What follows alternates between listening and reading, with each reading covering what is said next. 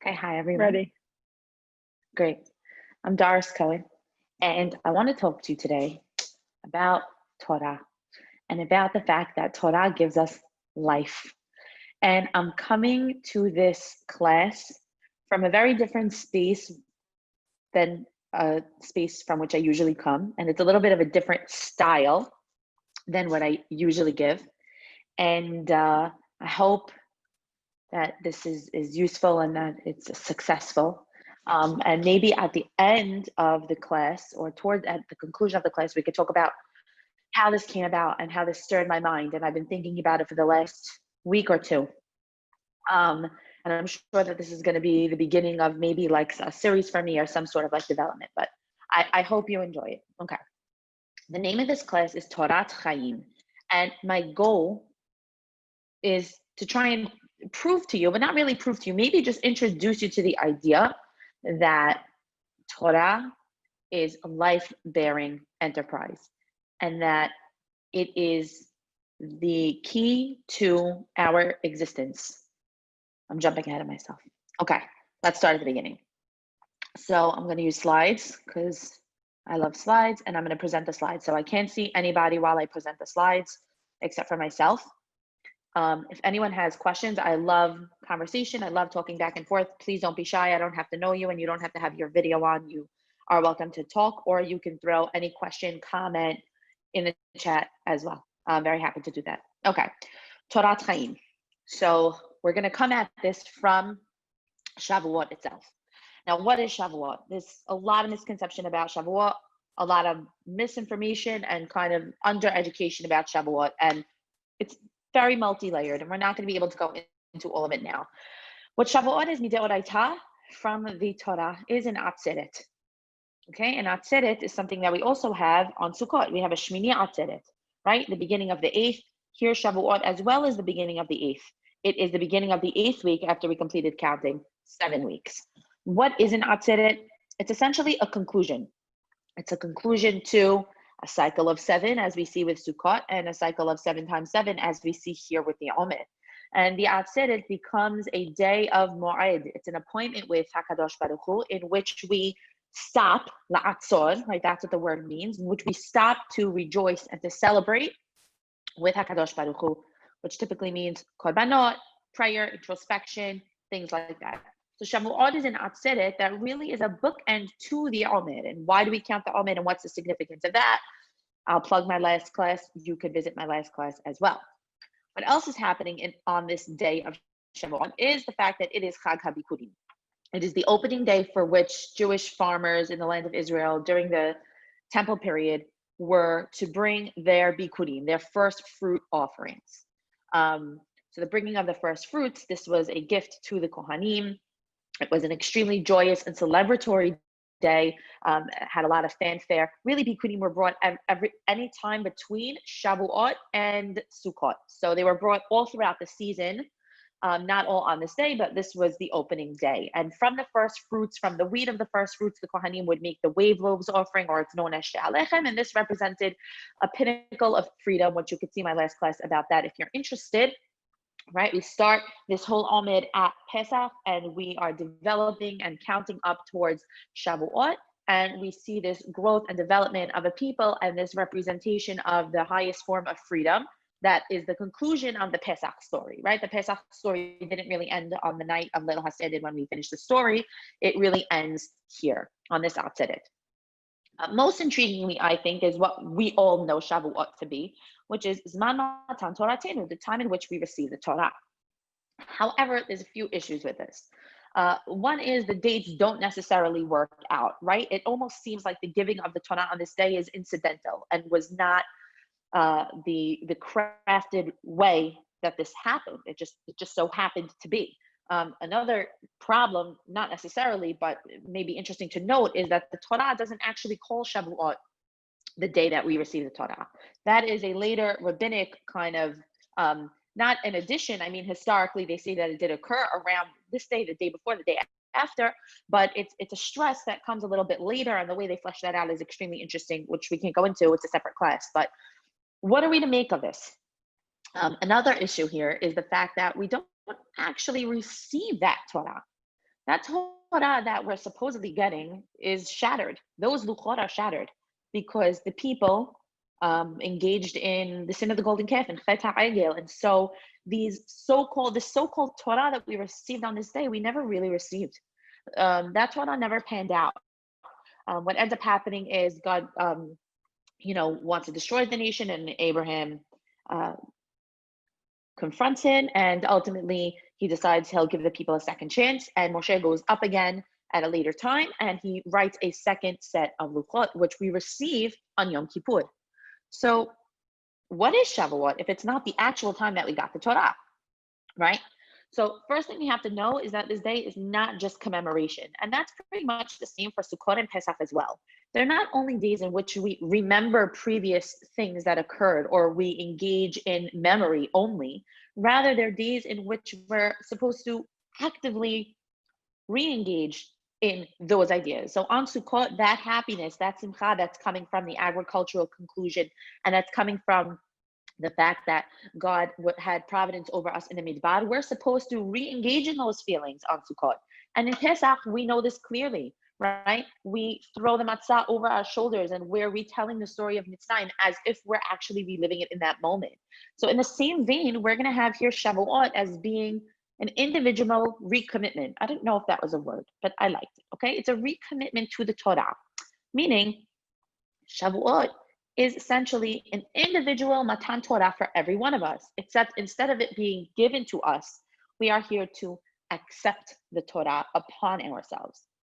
Shavuot becomes a day of an individual acceptance and a renewal to the covenant and to the Torah. And I want to explore that a little bit.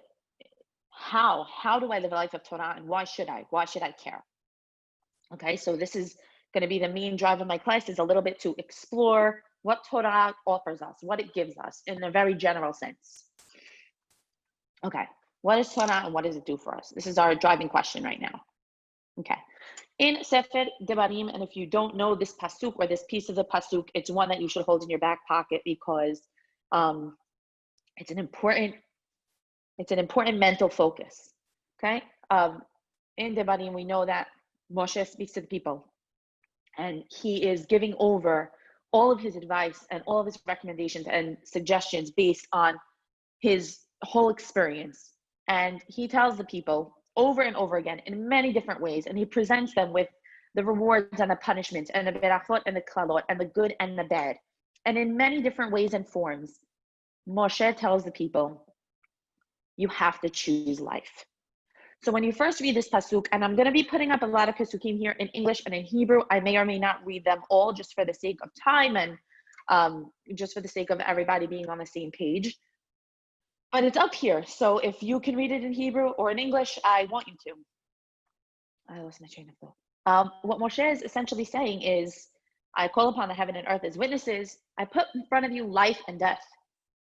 Choose life so that you should live, right? And reading this, you can be like, well, I wish I could choose to wake up every day, right? I don't have that choice to wake up every day. But that's not what he's saying. He's not saying choose to breathe or choose to allow your heart to beat, because obviously that's not in our control. What he must be saying here is choose life, capital L, as my Rabbi Joey likes to say. Choose life, capital L. Choose a life that is engaged and that is good and that is meaningful. Choose a life that I'm going to present to you. I'm going to give you the options here for life, for things that you should engage in and things that will bring you goodness. And I'm going to show you things that you should avoid and that you shouldn't engage in. And I'm telling you to make the choice. And when Hashem is giving us this choice, and when Moshe is painting it in this way, what he's saying is, all of these laws and all of these mitzvot that I've bestowed upon you, that God has bestowed upon you, those laws are what's going to give your life a meaning and what's going to give you a drive for living. This isn't about waking up every day and just breathing. This is about living a whole and a fulfilled life. And that is what Torah is. This is Moshe's words himself. He's telling us to choose life. Okay? And we see over and over, and I could have brought many pesukim, and I just chose these couple of pesukim to bring.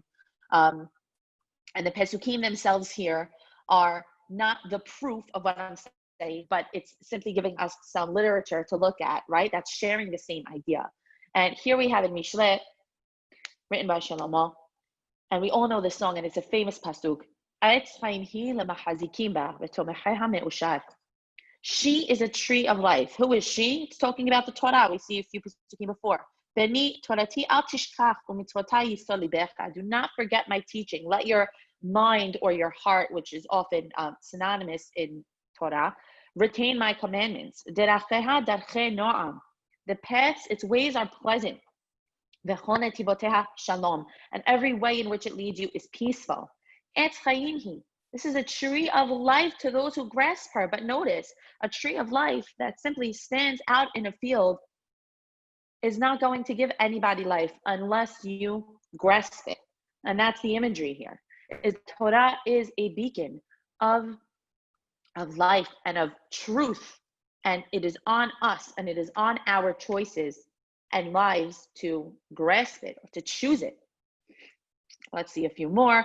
We have here Pirkei Avot, Marbeh Torah, Marbeh Hayim. This is pulled out of a really big Mishnah. But here what the Mishnah is saying is one who has a lot of Torah, an abundance of Torah, as well as an abundance of life. And now we know that that doesn't mean physical life, right? Because unfortunately, we've seen people who were Torah learners pass suddenly, pass tragically, pass early. We know that this is not talking about a merely physical existence, but rather it's talking about the quality of life.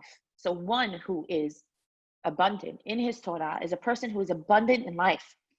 And here we have another Mishnah from Pirkei Avot. Gedola Torah shehi notenet chayim me'oseha ba'olam hazeh u'ba'olam haba. How grand is Torah that it gives life to those who engage in it in this world and in the next.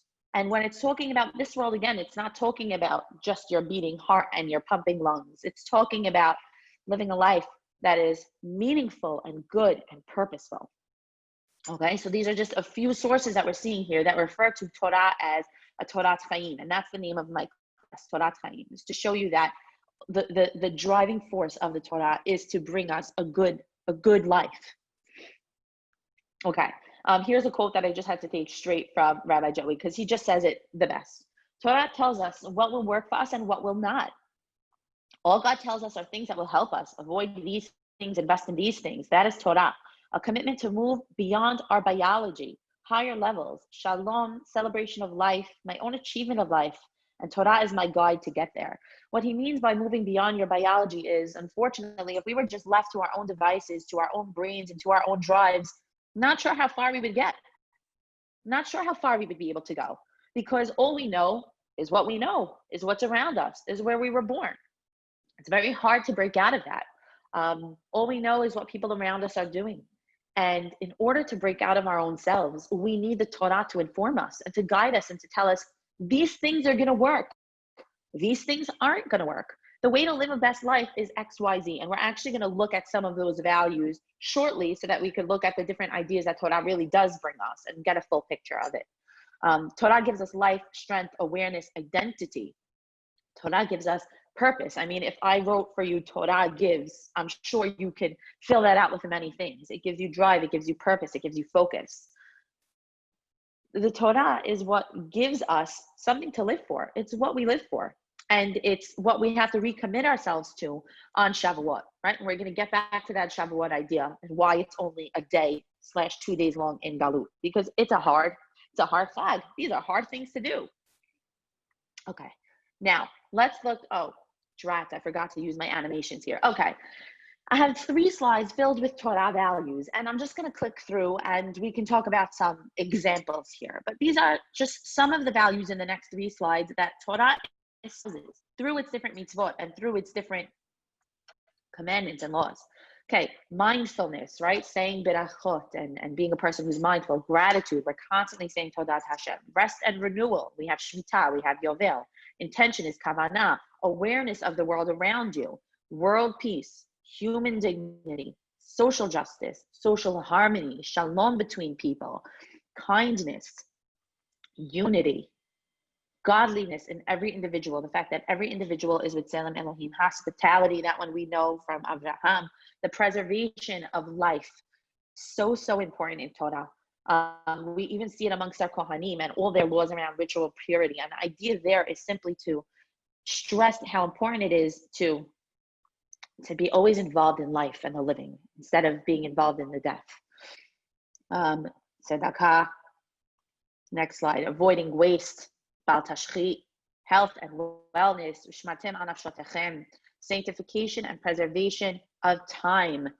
We have this with Shabbat. We have this with all of our Ma'adim. We have this with the sun rising and the sun setting and all the mitzvot that are surrounding the timelines of the day. Loving others, democracy, honesty, diversity, truth. Where was that next one? Fidelity, support for widows, orphans, and the disabled. Humility, anava, environmentalism. Right? Many people don't see the Torah as environmental, but it very much is. Our lives, our Torah lives, our Tanachi lives, where it's so symbiotic with nature and tied so closely with the earth. So much so that when we would be choteh over and over again, God would literally kick us out of the land by saying, I will not allow this land to produce anymore for you. These crops will no longer produce. You must leave. So environmentalism doesn't just mean using a metal straw. That's part of it. Environmentalism means working with the environment, understanding that the world is a living organism that you are tied to. We are Adam from the Adamah. This is so intrinsic to Torah. Gratitude, community, procreation, discipline, living a life within boundaries, right?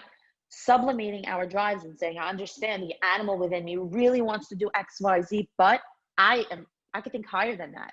I have more potential than that. I'm more capable than that. I can push down that desire and I can do it in a way that's within a boundary. Mercy, spirituality, family, guarding speech, joy and celebration, simcha, tradition, family chains, passing things down, masoret, physical pleasure, eating, drinking. These are chovot on the chagim, to eat meat. Nowadays, we maybe can't understand that, but during the times of the Beit HaMikdash, and probably many years after that, meat was only eaten when we brought korbanot. It wasn't something that was on our tables 3-4 nights a week. Drinking, which gives an openness to the brain and to your thoughts, right? That is a physical pleasure as well. Modesty. Oh, my animations are all over the place. Sorry about that. Sniut, right? Relationships, the importance of relationships. The whole book of Bereshit discusses this with parents, with children, with brothers. Okay, protecting the human body. Compassion, rachmanut, improving the world, tikkun olam. Okay, so all of these different values, and these aren't even, it doesn't even touch the beginning of what Torah espouses and the different ideas that Torah gives us. But imagine all of these different facets of our lives are being given to us, are being encouraged to us by the Torah. And in almost every single case over there, they're being put upon us as a commandment, right? These are the values that you must live by. And it's so important when we think about Torah to understand that God isn't giving us these things as nice ideas, right? Sorry about that. He's not saying that these things they're a nice idea. You really should take it upon yourself, right? God, he's not therapizing us. It's not a life coach. He's telling us, if you are going to be a part of this me and you situation right now, which we're going to get to, that relationship with God, these are the values that you must live by. And through living or existing by them, you will thrive. Your life will be grand, amazing, exalted, okay? So how can we choose life, right? And the short answer is Torah. But let's just see that breakdown for a moment. Okay, your existence. And when I say your existence, I don't mean you're just existing. I mean, sorry. How do I go backwards? Okay, your existence is a question of your relationship with existence, capital E itself. And this is a whole nother class to talk about how God is existence itself, but take it from me here. If we're going to talk about God, we're going to say that God is the life force, meaning, and you know this intrinsically, you know that everything that exists on earth is conditional, meaning that it only exists because something is powering it. It only exists because it's relying on a source of life. That source of life is what we call God. So if God is the power of existence, then me and my life that is dependent on God. God is giving me the battery power. God is giving me the force. God is providing me with the life, lowercase l. And my obligation now, because of that as a Jewish person, is to live life capital L. He tells you, I am here. You are on this earth because of me. And therefore, I want your life to be good and meaningful and true. And that is why you are going to commit yourself to Torah. Because the way you commit yourself to Torah is the way you commit yourself to me. Okay? Our relationships with God are a question of the love for yourself and Him. Now, many of us don't look at Torah. Many of us don't look at Torah as a way that I love myself. Right? It looks like things that we're only doing for HaKadosh Baruch Hu. But if we put it back in that paradigm that I just gave you of the fact that we exist because we're dependent on existence itself, right? Then the more I give and the more I connect to and engage with existence itself, the more I exist and the better I exist. So keeping Torah and following Torah is not just doing for HaKadosh Baruch Hu, which of course is a part of it, but the baseline of that is I have to love myself enough to be in that relationship. And we all know this, and we're going to talk about relationships in a minute. We all know this from being in any kind of relationship. If you don't exist and you don't have an identity and you are not there, you can't be in a relationship. There's no one to be in a relationship because you're not there, because you don't exist. You know this as a parent, you know this as a friend. If you're struggling with your own sense of self, your own identity, with your own very existence, you can't be present, you can't be there in any relationship because there is no you. And so this becomes kind of a chain here. If I am dependent on existence itself, then how do I give back to myself? By providing for existence itself, by engaging with that. I don't want to be confusing anybody with my words, but I hope you're following me. Let me just check my time. Oh, goodness. I could talk a lot. All right.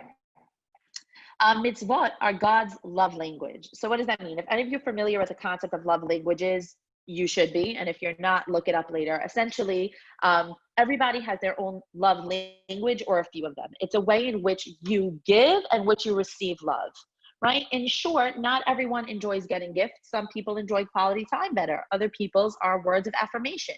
Everyone has a different way in which they like to give and receive love. If you're a person who really enjoys words of affirmation and a beautiful card, that would mean so much more to you than if your husband brought home flowers. Maybe you're just not a flower person. So your husband really wanted to do something nice for you and brought you flowers, and it doesn't cut it for you. You don't feel loved because that's not the language in which you speak. Right? And this is a very interesting idea, and you should read the book if you didn't yet. And if you're in any sort of relationship or you're going to be, it's definitely one to get. But why am I bringing it up here? Because I'm trying to tell you that mitzvot are God's love language. God is telling us, don't just come up with whatever you think I'm going to like. I'm telling you what I'm going to like. I'm telling you how to worship me. I'm telling you how to love me. Do my mitzvot. That's how you're going to love me. Don't bring me these strange sacrifices. Don't bring me your pastries and your sweets. Don't bow to me with empty hearts. I don't want that. I want you following my Torah. And so Torah becomes a way in which we recommit ourselves and to HaKadosh Baruch Hu. Because he's telling us, this is what I want from you. It's so simple. Any other worship, you know what that's called? Foreign worship. You know what foreign worship means? It's avodah zarah. Literally, Hashem is saying, I don't want that. I don't want that. Why are you giving me things I don't want? I'm telling you what I want. This is my love language. And I want you to love me. And how do we know? We say it every day in Shema. He's saying you have to love me. How do you love someone? You commit to them. Let me go quickly. Now, I don't want anyone to think that I'm trying to say that loving God is easy and that keeping Torah is easy. It's not. It is hard. Relationships are hard. Marriage is hard. Friendship is hard. Parenting is hard. Relationship with God is hard. I don't want any of you to think that I'm just saying all we have to do is love ourselves and love God. We know that it's hard. But those hard things are the ones with the highest value. And those things that are hard are the ones that give us the most, and it's the most worth it. Okay, so what is Shabuot? We're going to jump back to Shabuot with the few minutes that I have left. I'm sorry if I go over 2 minutes, excuse me. Okay, Shabuot is the marriage between the nation and God. Okay, this is a source that it was impossible to find, but everyone seems to quote the source, but I couldn't find the source itself. I know it is a Zohar source. Okay, Shabuot is seen as the marriage between the nation and God. Notice my the chuppah, right? And it talks about there being the ketubah, and these pesukim are the ketubah, and here we have the chuppah, the Har Sinai is the chuppah, right? And then we have the I do, and we have the vows, and this is what's happening on Shavuot. But what is marriage? What is marriage? Marriage isn't a relationship. It is a relationship. What I mean is, at the wedding, the relationship didn't happen yet. That's just the potential. When we receive Torah and Har Sinai, that's the wedding. And at the wedding, we're all taking a leap of faith, right? We're all looking and saying like, okay, theoretically, I see potential in this. I know we have potential to be amazing together. I know that we potentially can commit ourselves to each other. But how that pans out is on us. Okay? And so Shabuot, yes, it was that marriage moment. It was that moment of Hashem saying, I choose you. And we're telling Hashem, I choose Hashem, I choose you, right? It's a mutual commitment. But now we're living it. And now is when we actually have to do the marriage, right? We actually have to work on it. Our lives are the marriage. It's what we put into it. It's up to us to engage in it constantly, to work on it and dedicate ourselves to it. It is not just commemorative. It's an active commitment, a renewal of vows. Okay? I brought this slide just to show you that Torah is accessible to everybody. And I'm saying this because I come from a family of very mixed observance. And this is why I gave the class, because I struggle when I see them struggle. I struggle when I see my family not understanding what I'm doing, or maybe a little bit indifferent to some of the things. And I don't blame them and I don't judge them. But I feel like some people look at Torah and just say, that's not for me. I can't do it. And I want to tell you, you're wrong. Torah is accessible to everybody. It is open to everybody. Here we have Moshe telling the people, Torah is not far. It's not beyond your reach. You are capable. Everyone is capable of following Torah, one step at a time. This isn't an all or nothing endeavor. It never is. It never was. And it never has to be. Okay? Torah is there for every single person to keep, because every single person has the potential to be their fullest selves. And we can only do that through the keeping of Torah. And again, God asks us to choose life. And I'm not going to read this again, but we see again this choice of life tied to loving God. God is saying, I put you here. So to love me, you have to live your best self. That's the only way you can love me. You can't love me if you don't exist. You can't love me if you're not all there. I want you to love me, and to love me, you need to keep my Torah, because that's what's going to make you you. Okay, and so how are we doing this on Shavuot and in our lives hereafter? And what is Shavuot all about? You notice there's no lulav, etrog, sukkah, matzah. There's nothing we could touch and feel and do. It just seems to just be like a day of what's happening here. And this is what Torah is. And again, quoting from Rabbi Joey, because he just says it the best, okay? We don't need paraphernalia on Shavuot. All we need is openness, the want to need and grow higher, stronger, clearer truth. In the discovery of those things, we become better people. The nature of the day is to enjoy the openness of life, to dedicate ourselves to learning and truth, love, and learning to love. Our identity is created through the relationships that we have. Shabuot is a day of recommitting yourself to Torah, and that requires an openness, and that requires you facing your own self, and it requires your recognition of the fact that God wants you. And he wants you, capital Y, and he wants you to live life, capital L. And he's telling you here, this is how you do it. Read my Torah, live my Torah. And so I pray that for all of us on Shavuot, we should be able to gain for ourselves a few moments of openness, of deep thought, of introspection, and hopefully we can commit ourselves in one way to another of recommitting ourselves to ourselves through learning Torah. Wishing you all a very happy Chag, and I hope you enjoy the rest of the classes that are tonight and tomorrow night and the night after that with the SCA. There's 2 more nights of classes. I love you all. Please give me feedback if there's anything you think I should know or want to share with me, and I do appreciate it, guys. Thank you so much for coming.